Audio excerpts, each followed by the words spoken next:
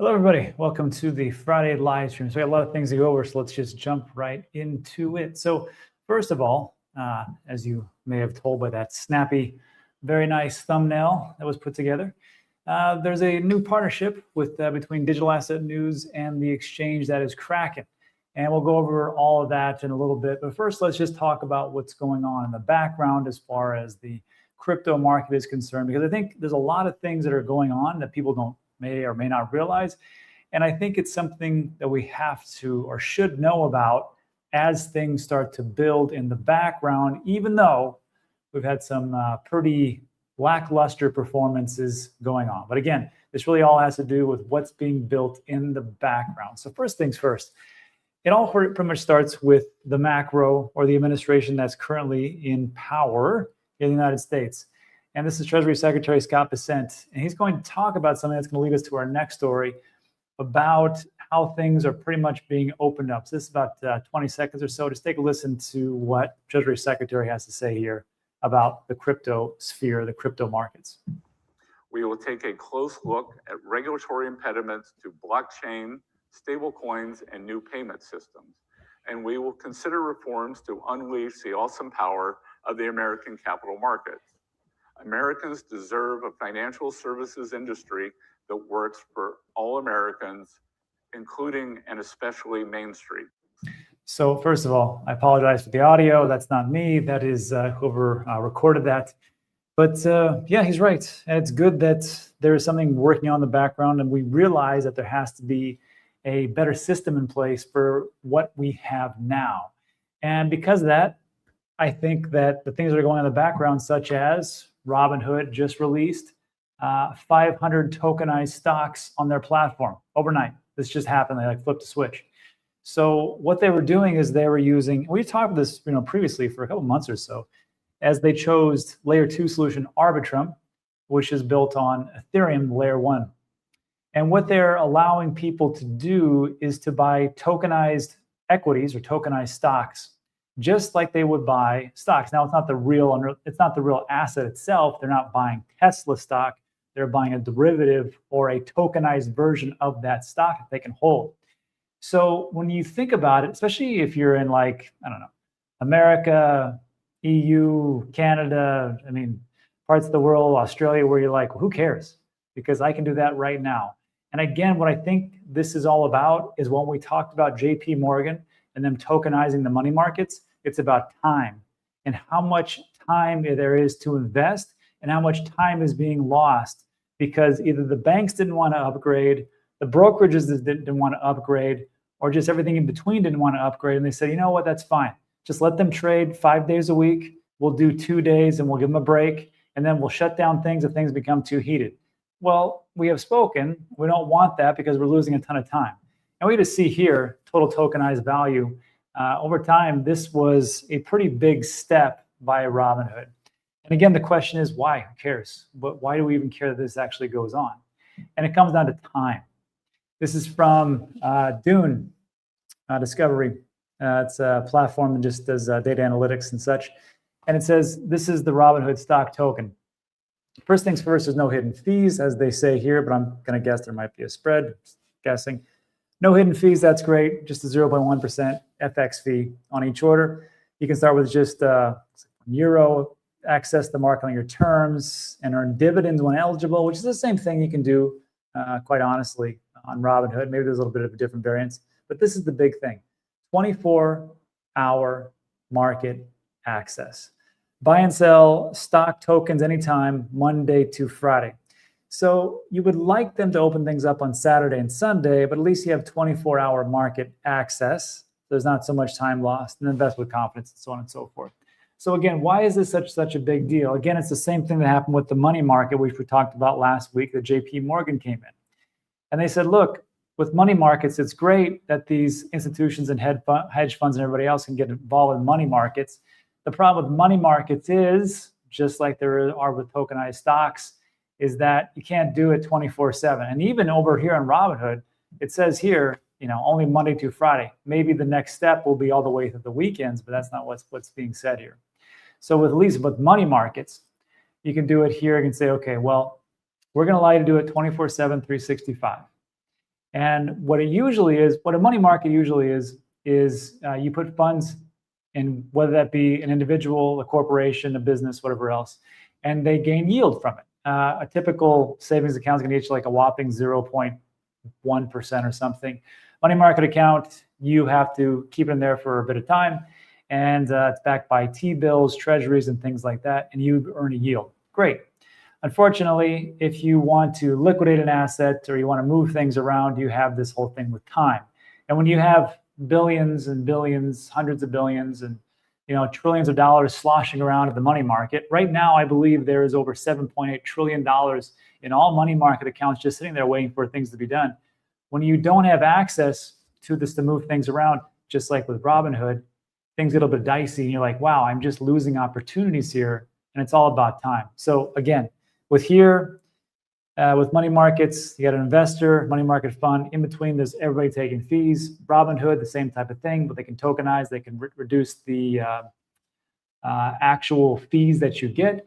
And then for that means greater liquidity, and that means greater revenue, as we can see here in the money markets. Always open 24/7, 365. Unfortunately, with Robinhood, didn't know why they don't do a Saturday and Sunday. Maybe they can't because of the markets themselves. But that's what we have moving forward. And I think this is a good step happening in the background as we chop sideways and nothing else happens. Also, on the macro front, we can see that Treasury debt buyback. Looks like they just bought back $2 billion as far as the U.S. Treasury. So they are putting more assets onto the books. And that is great, because once that happens, we have a little bit more liquidity moving around as they pay off the treasuries that are being bought.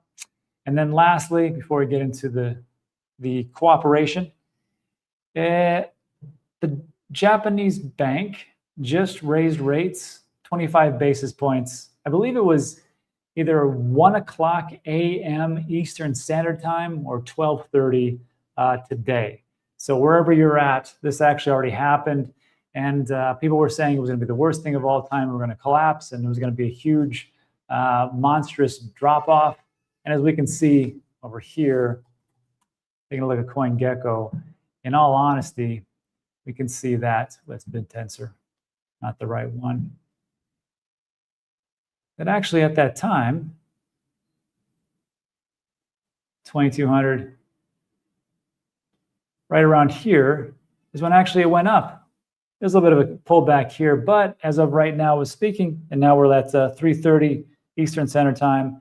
We're almost at $88,000. So nothing really happened terribly. When this happened before, when they raised rates, actually, I think it took another 7 to 14 days to get some types of pullbacks. But again, it doesn't seem like it's going to be too bad. If it happens after a week or so, I'd be kind of surprised. But today was the day that you would think you would see a little bit more of a drop down. And yet, here we are. Everything is okay. Not too much of a catastrophe. Anyhow, let me know what you think about that in the comments section. And then lastly, Kraken. So as you know, I've talked about on the channel a lot about this thing called the best. And the best, let me take a look here, is, and for those of you who've seen this, this will be your 1,000th time, sorry. We take a look at the transactional volume that is being done on stablecoins. And it's not me tracking this, it's Visa. Visa is a smart, pretty big, huge corporation for payments. And they're like, I wonder who's going to eat our lunch as we get more into the payments ecosystem as far as stablecoins.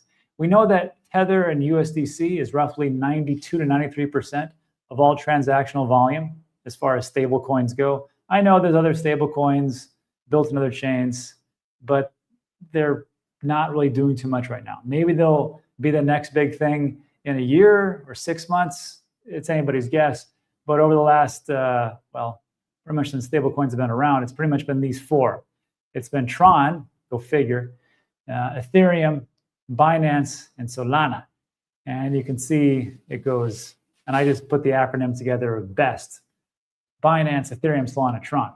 Even though Tron is essentially the number one as far as USD volume, 3.5 trillion, 549 million transactions. This is only over 12 months.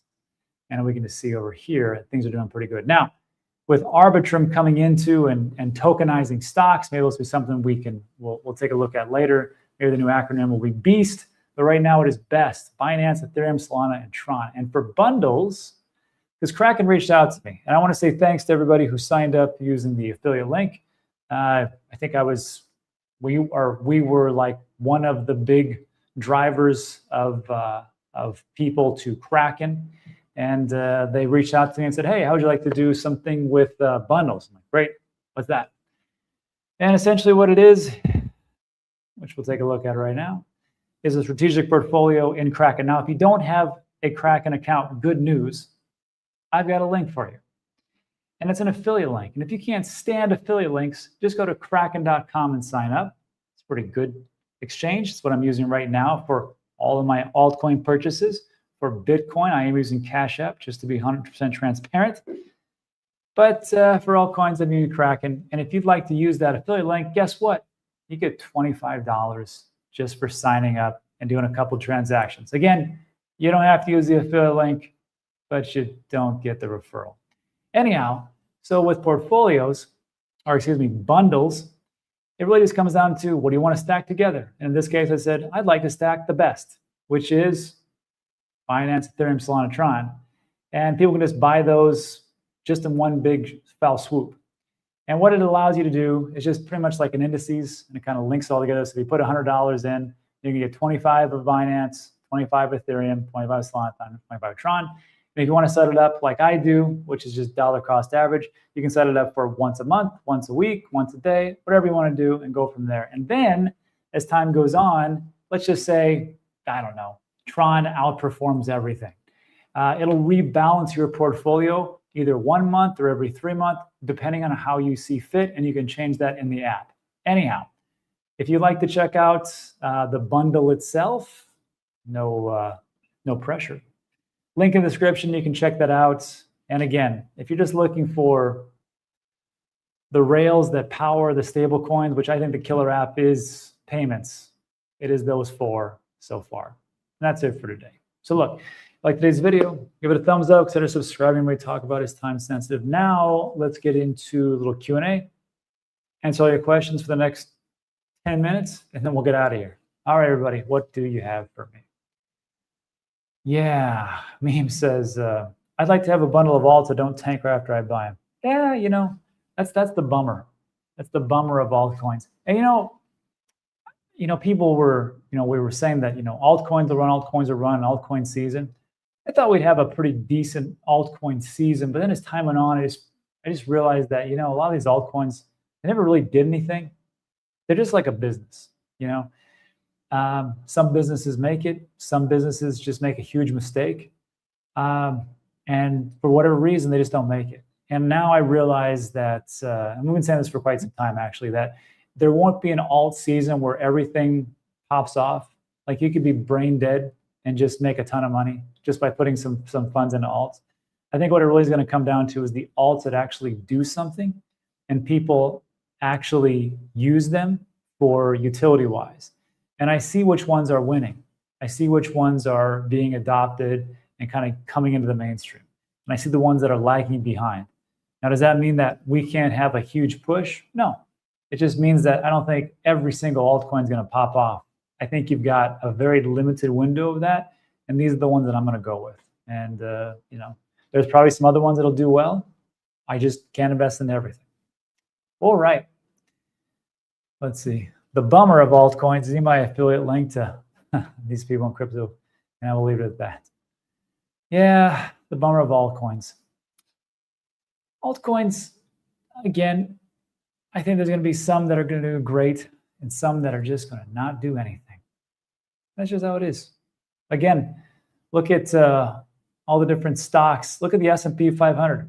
If it wasn't for the humble few that are in the Mag 7, and it's not even all the Mag 7. It's like Google and NVIDIA, Tesla are pretty much carrying the big weight for the other 400 plus companies that are just lagging behind.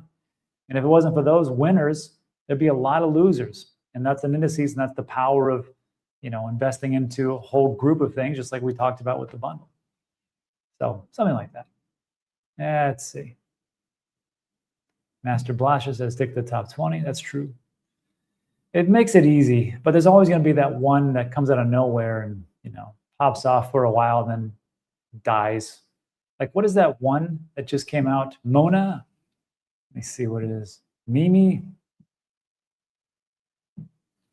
I can't be right. Let me take a look.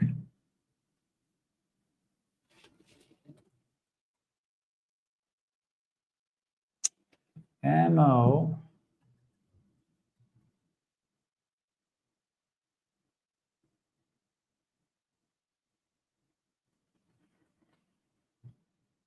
Not Monero. Wipe Cardano. USDS. Wrapped ETH. Leo. Dara. It's not Mantle. Not Meme Core. Jeez, has that already dropped off the face of the planet? Looks like it has. I never invested into it. Everybody said it was going to be the next great thing, and then it popped off, and then it died. That's it. Monad. Thank you, Vlad. What happened to Monad? It's not even in the top 100?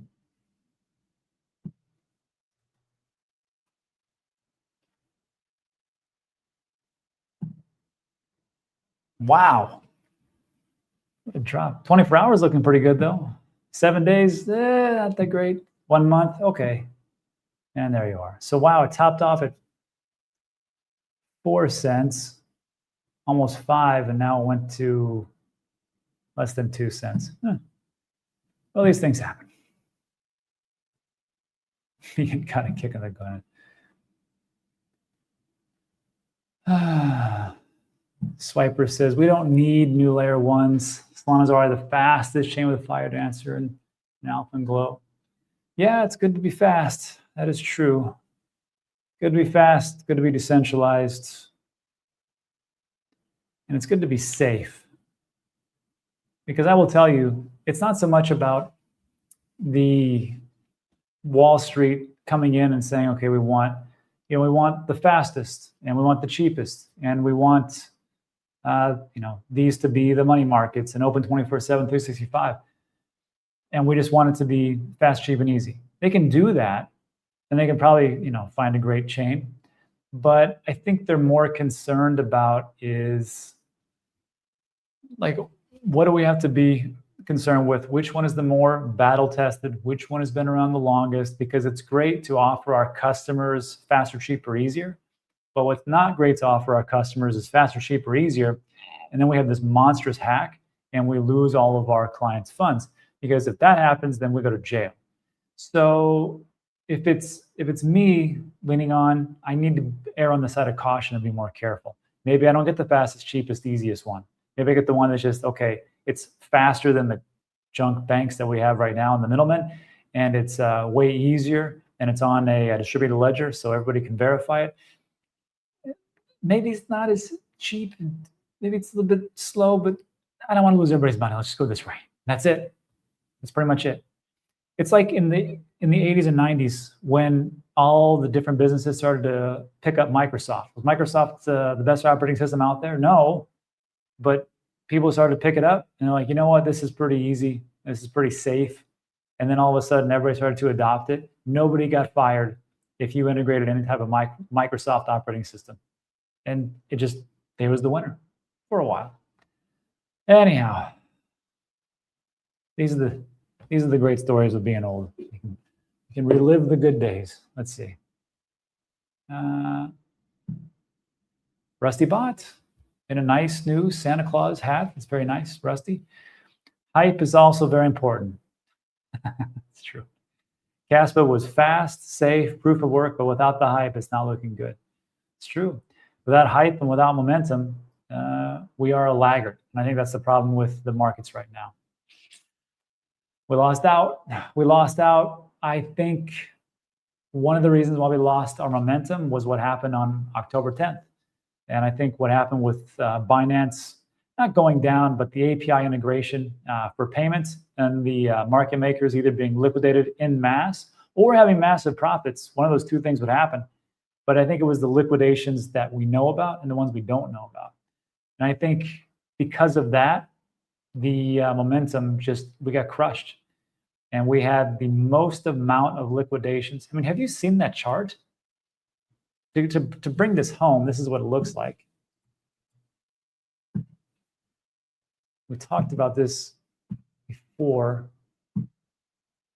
That's not it. Yeah, today's not a bad day. It's $250 million wiped out. I don't really care about that. But this, you can see here that these are just like little small blips. Nobody cares about this stuff, right? I mean, they did before. I remember when this day happened, 21st of September, $3 billion wiped out. I think that was like one of the biggest liquidation events for longs in quite some time. But then look at this. And that just pales in comparison to this. Oh, so that's the God candle everybody's talking about. But that was liquidations. And it says here 16.7 billion, but that's what they could count.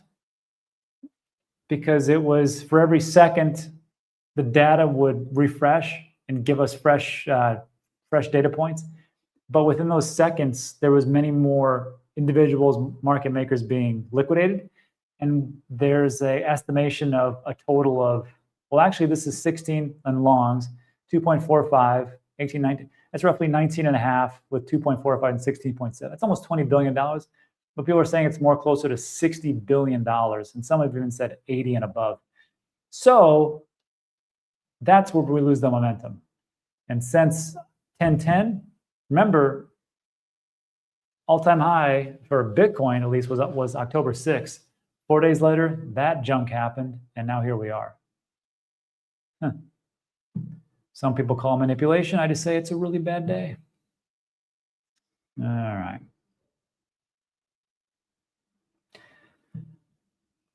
Leverage is like meth for crypto, never ends well.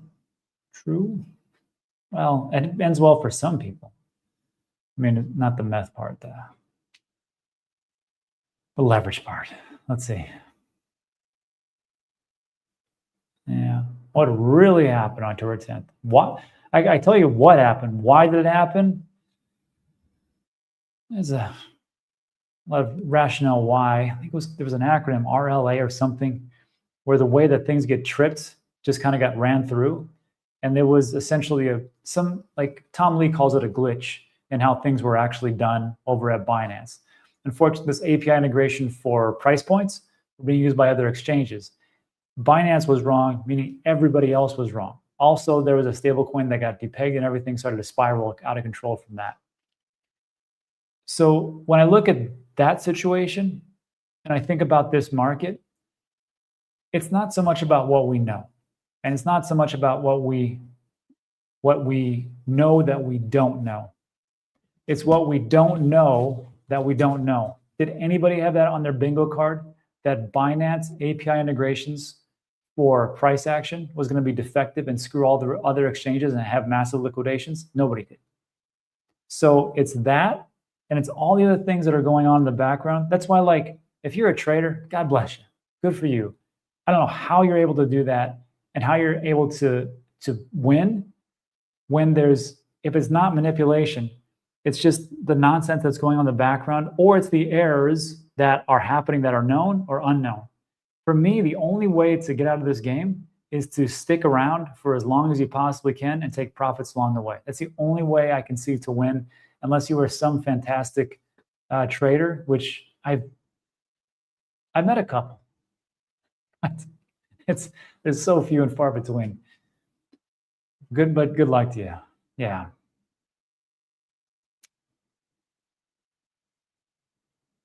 Bernard says there's going to be a documentary about 1010 pretty soon. I can see that. And Drizzle says, and let's just leave it here and get out of here. I'll never believe it wasn't manipulation. It's everybody's guess. Anyhow, that's it for today. So thanks for hanging out with me on a Friday. I appreciate it. And that is it for this one. Tomorrow there's some things going on, so I might not be able to live stream, but We'll be back on Sunday with Jerry V. Hall. And that is it. Also, like to check out Kraken, $25 bonus, bundles, all that great stuff. That's it for today. Enjoy the rest of your Friday and have a great weekend, everybody. I'll see you guys in the next one. Adios.